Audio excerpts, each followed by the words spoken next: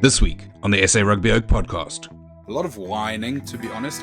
I'm really excited about it. I think it's going to make for one of the most exciting pool stages in the World Cup that we've had to date. Man, F them up physically.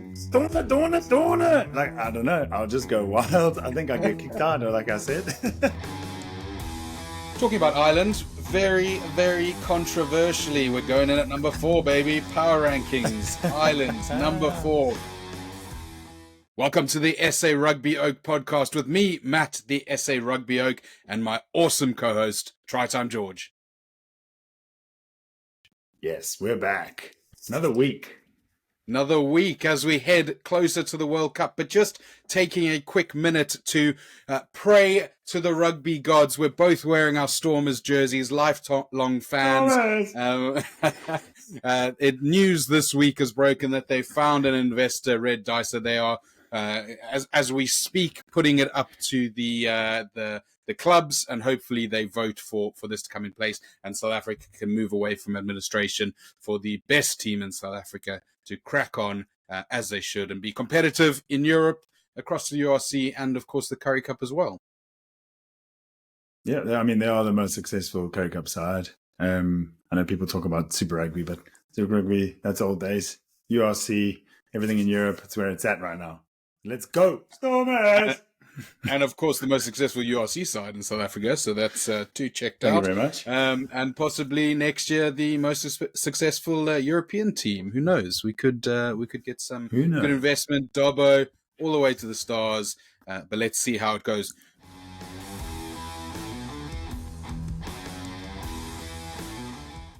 George, we now firmly fix our eyes on the World Cup in France, a week away. Let's talk about the pool system this year. There's a lot of controversy about how the pools have been laid out. Yeah, I'm on the side of the fence where people think it was drawn too soon. And I saw a recent article on the SA Rugby Mag, which read out what the pools would have looked like now, as if they were drawn last week. I'll quickly fly through them, and it makes for some interesting reading. So Pool A, which the Bokke are in, would be South Africa, Fiji, Japan, Uruguay, and Namibia. Right? Wow, a bit of a difference there compared to the Pool of Death. Yeah. Ireland in Pool B would be with Scotland still, Australia, Tonga, and Romania. So only the real difference there would be Australia. Pool C, New Zealand, Argentina, Italy, Georgia, Portugal. That's New Zealand and Argentina, but look like they would make it through. Easy. And then Pool D, France's pool with England, Wales, Samoa, and Chile. Very different to what we have. I mean, not miles off, but there are some big players that are in better situations, I suppose. Well, look, I think there's been a lot of talk about how the pools have been drawn, a lot of whining, to be honest. I'm really excited about it. I think it's going to make for one of the most exciting pool stages in the World Cup that we've had to date. I mean, yes, South Africa in the pool of death, but we've got pool of deaths across the World Cup. I mean, obviously South Africa, Scotland, and Ireland. We've all talked loads about that. We've got New Zealand, France, Italy, Uruguay, and Namibia. Italy could come out of the starting blocks doing really well. Probably going to be New Zealand and France, but Italy are playing some great rugby at the moment. We've got Wales, Australia, Fiji, and Georgia. 4 teams who arguably could pip each other in that. Australia at the moment not playing particularly well. Wales, a youthful team. Fiji just beating England, and Georgia just so desperate to make their mark in against tier 1 teams. And then you've got Pool D: England, Argentina, Japan, Samoa. Obviously, we've got Chile as well. It's their first World Cup, but England struggling at the moment. Argentina always there and thereabouts. Japan again, probably have the pedigree from the last World Cups to be there and thereabout, and Samoa with some pretty special players coming back home to play for them. This is going to be the best World Cup to date because of the pool system. I mean, this is why I say I'm on that side of the fence, but I hear what you're saying, because it does make for some mouth-watering TV, mouth-watering rugby games. It's going to be very exciting. I'm going to be watching that Pool C very closely with Wales, Australia, Fiji, because that'll be a hell of entertaining. That'll be some very cool rugby to watch, and it'll be nice to see who makes it out of that group. But yeah, I'd still just think, look, there's not a huge difference. We would have had the easiest pool if it was done last week, and then people would have been complaining, oh, but the box. So this is where you take a 6 of one, half a dozen of another. So I agree. It's going to be a hell of an entertaining. It's going to be the best rugby tournament, or Rugby World Cup, that we've ever going to lay our eyes on for as far as we've been around. But I'm still a little bit annoyed. But it's fine because we're still going to come on. Well, look, I think you've got to look at it in the context of the last World Cups. It's probably been the first time there's a 4-year period where there's been so much change from the last World Cup, which is great for world rugby. I'm not sure the gap is closing, as everyone in the North likes to say, but certainly there's been a complete shake-up in this 4-year cycle. And if we had left it, look, you look at logistics on planning a global event, you cannot leave it to the last minute to plan pools. You've got to have the best teams scheduled to play at the best dates in the best stadiums, people buying tickets, people flying over to France, all the rest of it. It needs to be done in a logistical sense well beforehand. And actually, I'm pretty sure it's been done like this before. And you know what? We just crack on. You've got to be the best to beat the best. And if you're going to be the best and you're going to beat the best, we're going to make it through the pool. South Africa onto the quarters. I think it's going to be really interesting to see who else goes onto the quarters. But watch the space.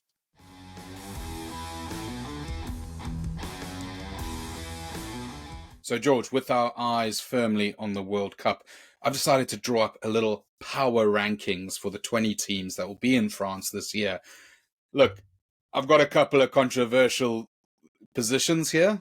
It's definitely not the world rankings. It's definitely not based on that. It's based on the form I think they are. I think it's based a little bit on their chances in the pools as well. And let's get into it. Please do let me know what I've got wrong. I will. So we're starting off at number 20. We're going to go straight in there with Chile. It's a World Cup debut for Chile. If you've not been to a tournament like that before, it's going to be pretty hard to make your mark. I think from what I've seen, they've played a little bit of rugby getting into the World Cup, but they're looking quite good. But I do believe the emotion of the event, those Latin Americans do feel the emotion quite a bit, might just be a little bit too much to, look, whether they're going to get into the, into a win or not is for debate. Number 19, Portugal. Last World Cup they were at was 2007. They impressed, I think, knocking out USA or in matches against USA this year. Still, they're at number 19. I don't have much else to say about them. Romania, always at the World Cup. They're in 18. I just didn't see enough against Italy to make me think they're anywhere near the kind of quality that's going to potentially get a win or two in their group. Yeah. I mean, they're in the pool of death. Against 3 top 5 teams. Ouch. Yeah, and they're gonna enjoy those battles. They're gonna learn from it. But look, firmly rooted towards the back end of the power rankings. At 17, Uruguay. Of course, last World Cup they stunned us by beating Fiji. I don't think they're going to come that far this year. In fact, no. Bold prediction, they're going to lose to my number 16, Namibia, handing Namibia their first win in World Cup history. Tuti Alistair Coetzee coming back into world rugby for redemption, getting Namibia that first victory in World Cups that they so deserve. They're such a passionate team. They're always there and thereabouts. They're in at 16, and I think they're going to get it this time round. Going on to number 15. I agree with you on that one. Going on to number 15, we've got Japan. I don't know, George, what do you think? They just aren't what they were in 2015, and they definitely aren't what they were in 2019.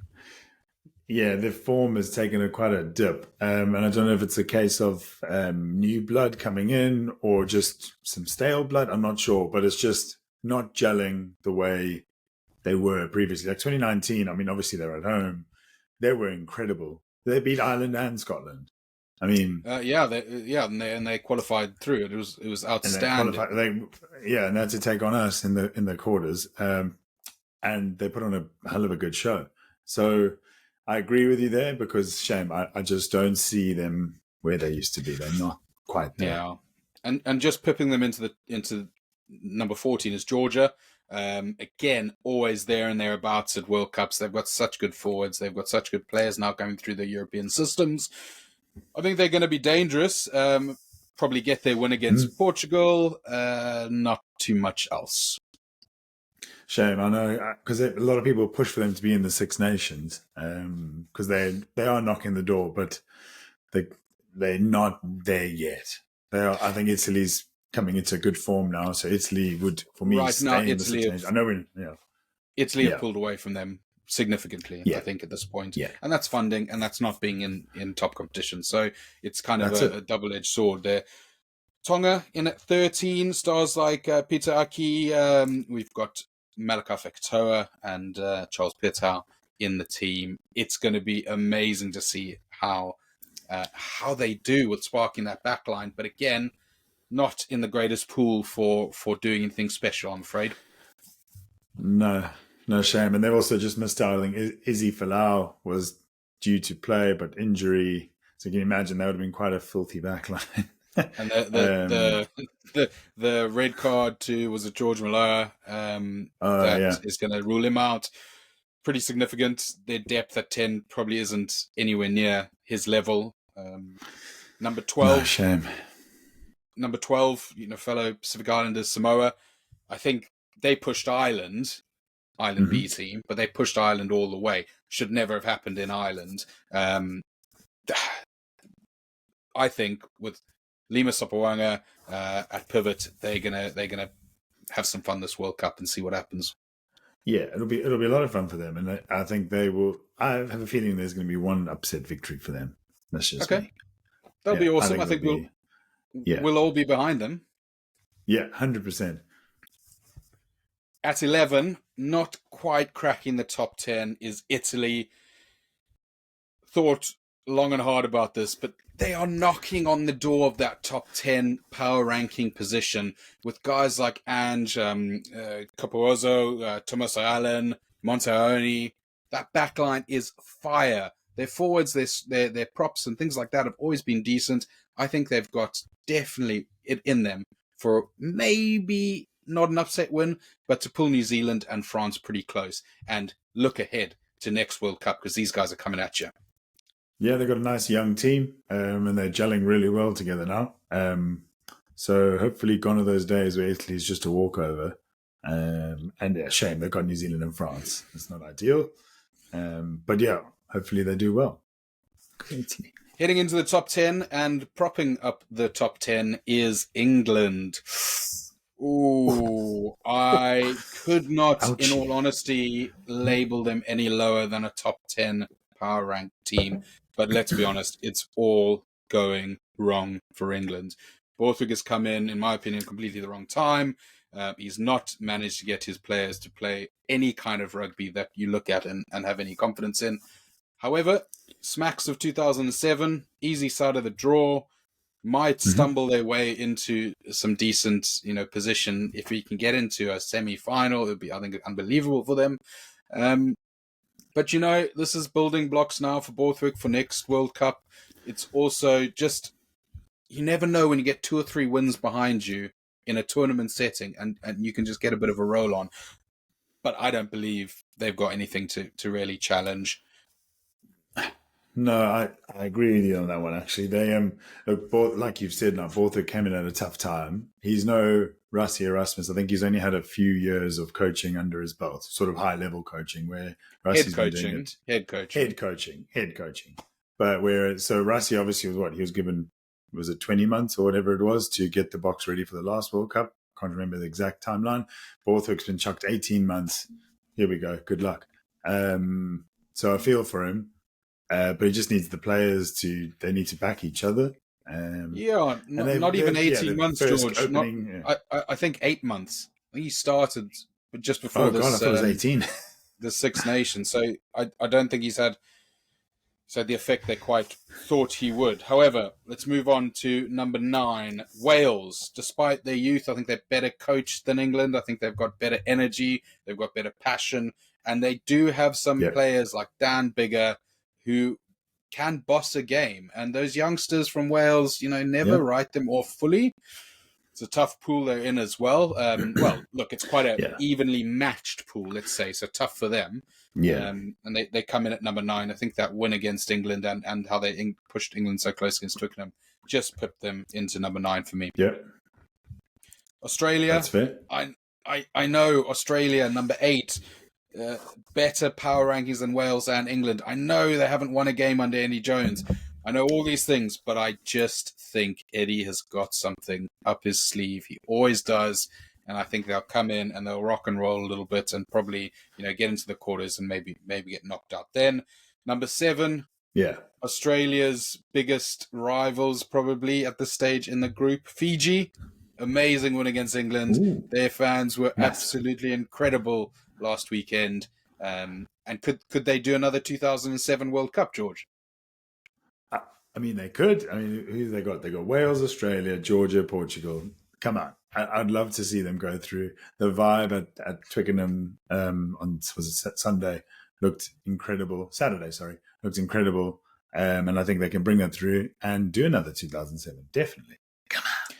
And their coach made a great point. He said, look, this is the first time heading into a World Cup. They've had a couple of months together as a squad. And look at what they've done. They've come and bowled over England, albeit a pretty tragic England team. But they shouldn't have done that, not at Rugby HQ. They go into pool stages, I think, flying high, flying Fijians. Let's go, win the pool. Come on, let's have some awesome rugby from you guys. Number 6, we're going to go to Argentina. I think that's pretty obvious. They're the 3rd best rugby championship team. They've played some solid rugby. They are a tournament team, and they're used to doing well at World Cups as well. So I think they're going to be well positioned to challenge, maybe not go all the way, but certainly in that side of the draw to challenge to get into a semi-final. Number 5, Scotland. South Africa B team, some say. What if you could have asked for the perfect Scotland prep for this World Cup, you would have got a win against France just to beat a proper side at the moment. Yes, they lost the weekend later, but against a full-strength French team, they did really, really well in France. I think they've had a great preparation. They did, and I think your ranking them 5th is fair. I know they are 5th currently in the world. Are they still 5th, actually? Around about there. But anyway, they've had a hell of a warm-up sort of season, if we're going to call it that. They are looking well-coached, well-oiled machine, and it helps when you've got 2 incredible wings from Block Country and some solid beef up front as well. It helps, but they've got that general at Finn Russell, and he's dangerous. You never know what he's going to do, ever. So I think it's fair, though. 5th is fair. Yeah, Finn Russell is a quality player, and I can't wait to see what he does because he likes to prove people wrong. And you never know, one slip up from Ireland, and all of a sudden, Scotland might be in there. Talking about Ireland, very, very controversially, we're going in at number 4, baby. Power rankings. Ireland, number 4. Number 1 team in the world at number 4. Matt, are you crazy? Well, a little bit crazy. However, I just am not a believer in Ireland. They are the rugby version of the Proteas, always go into World Cups year after year as one of the top teams.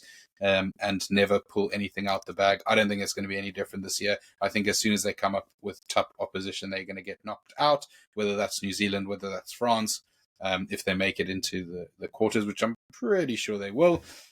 I just think there's too much expectation on them. They haven't played well in the World Cup warm-up games.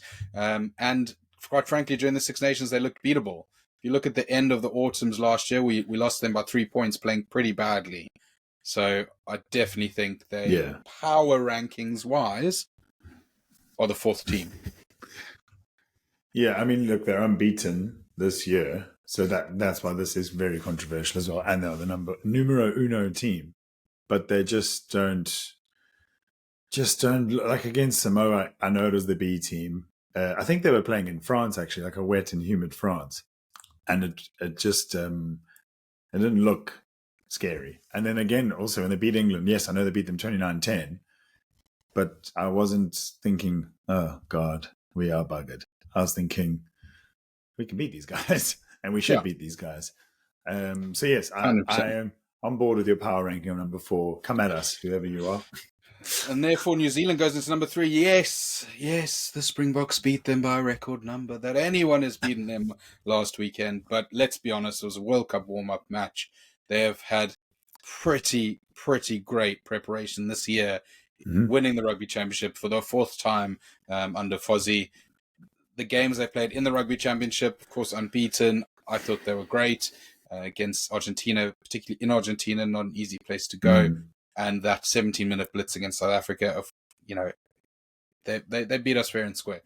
I still think they're the third best. They know how to do it. They've still got players who know how to do it, and players who are winners, used to winning and expect to win. So in at third, just pipping Ireland.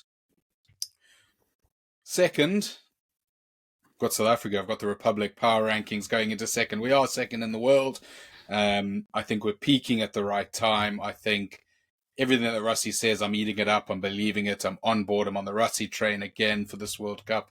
The expectation is now there, but I think these players are good enough to handle that expectation. And you saw against New Zealand, albeit a World Cup game, the dog come out. And we're going to hit some teams in the face. We're going to come at them, particularly Scotland and Ireland. And I think we're going to scare some people at this World Cup. I bloody hope so. But yes, I agree with you with that ranking. And there was a bit of controversy with this warm-up game because we did this whole 7-1 split. We didn't do it on purpose. Willie had back spasms, and Kwacha does cover wing sometimes. He's quick. He plays sevens. And we've just got that depth, which not many tier 1 nations have. We've got depth for days. And I'm happy. Second is absolutely fair because I know who's number 1 and they're bloody at home. It's the French. I can't look past France going into this World Cup, in their home World Cup, with the last 3 years they've had, just getting better and better and better with eyes firmly focused on the World Cup. Look, they are now, third in the world, but I think they're still number 1 for this World Cup.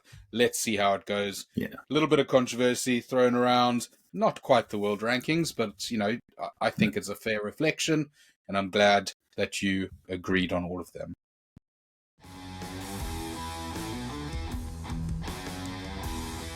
George, let's move on to a little game we like to call 2 truths, 1 try. We enjoyed this last week. But yeah, for those who didn't get a chance to listen or watch, basically I'm going to throw some questions at Matt and he needs to figure out which the lie is out of the 3 questions that I throw his way. Got 3 categories: Bokke, me, and Rugby World Cup. You tell me which one is the try, and we will figure out some sort of punishment because no shots today. It's a school day. It is indeed.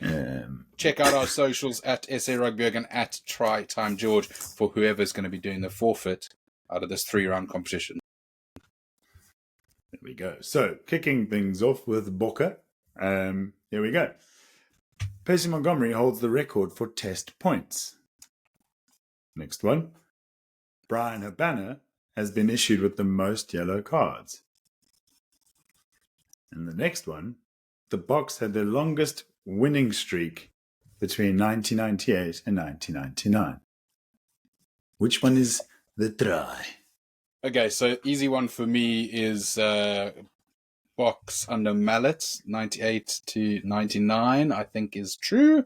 I think it was 16 or 18 wins.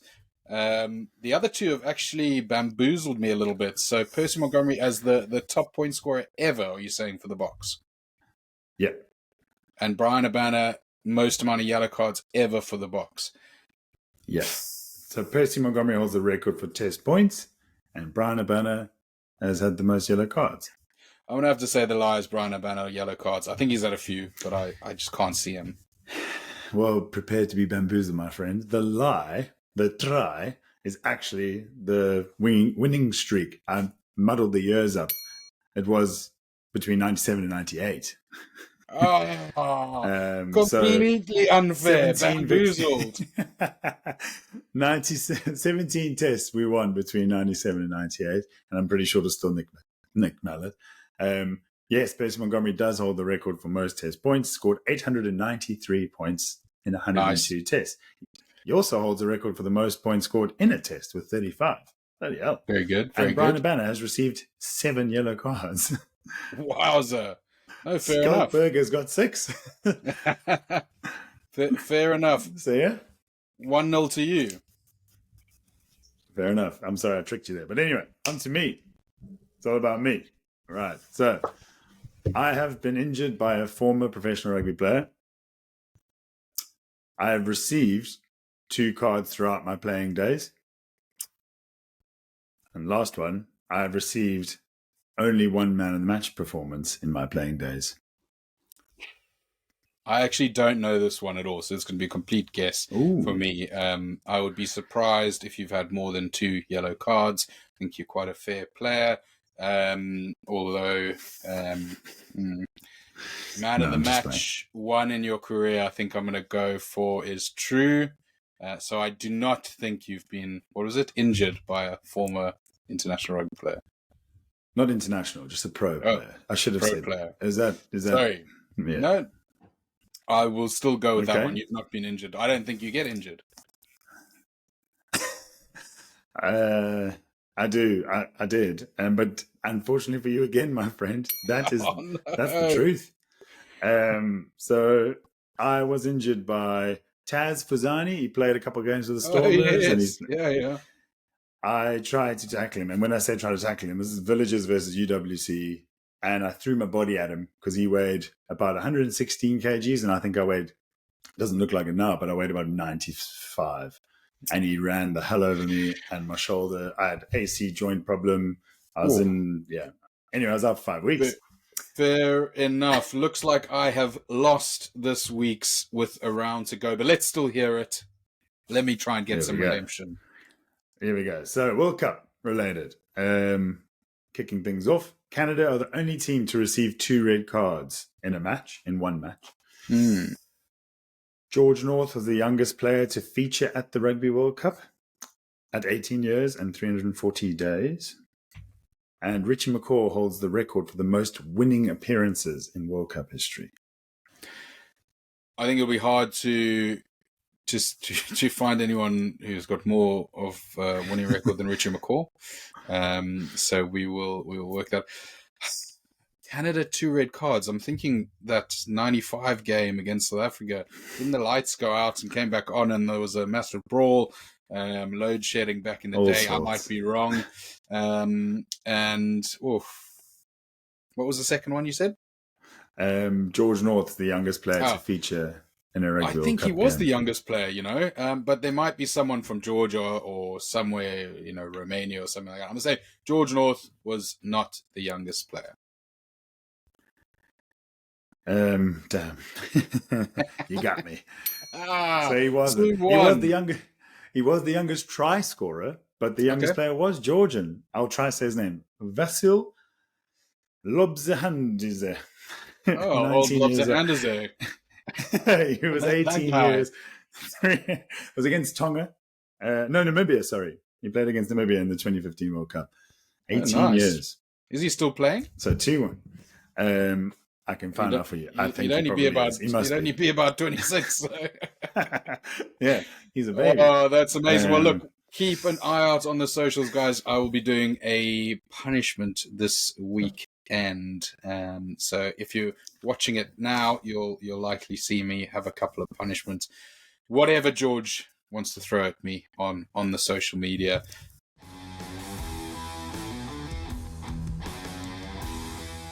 Now we're going to head into one of my favorite parts of the show, something we missed out on last week. It's George versus the Machine. George versus the Machine.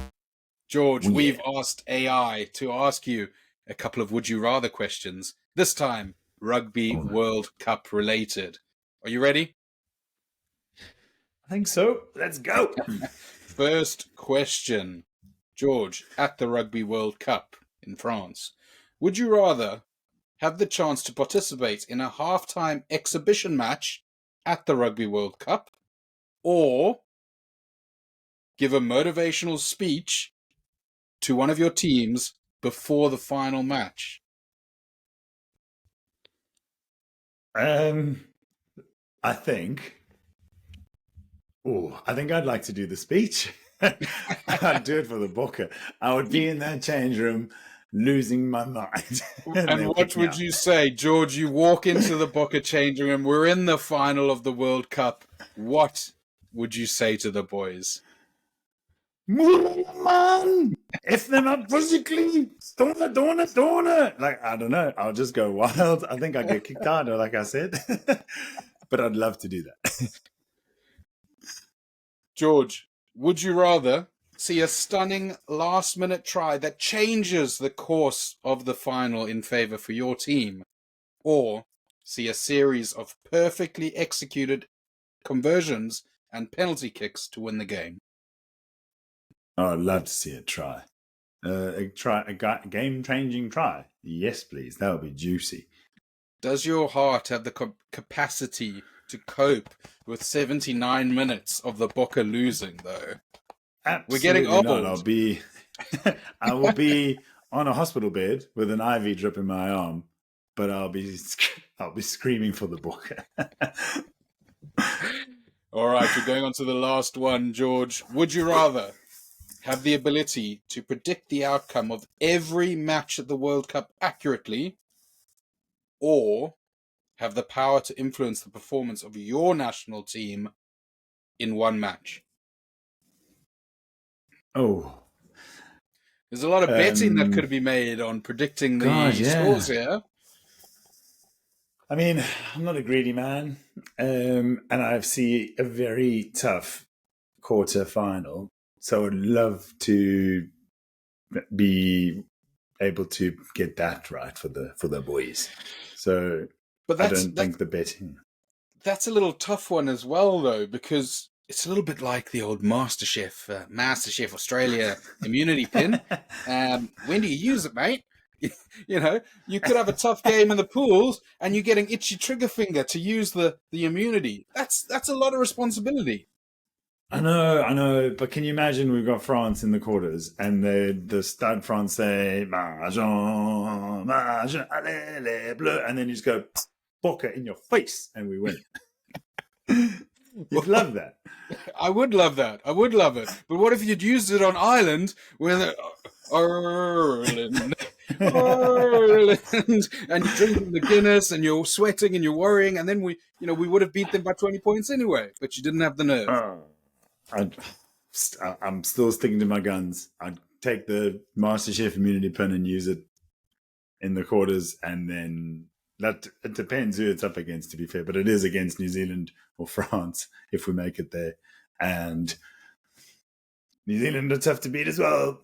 So I'm keeping the pin, if we're going to call it that.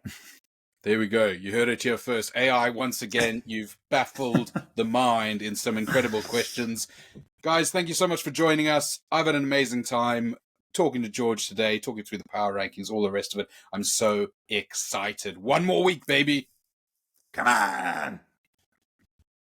Catch us on YouTube at SA Rugby Oak, on our socials at SA Rugby Oak, on Instagram for me, at TryTime George for George. Please follow us, like us, subscribe, listen to the podcast on Spotify, Apple, watch us on Spotify as well. Anywhere you can find us, we'll be there. Loving the comments you're sending through, and we'll see you after the first World Cup match.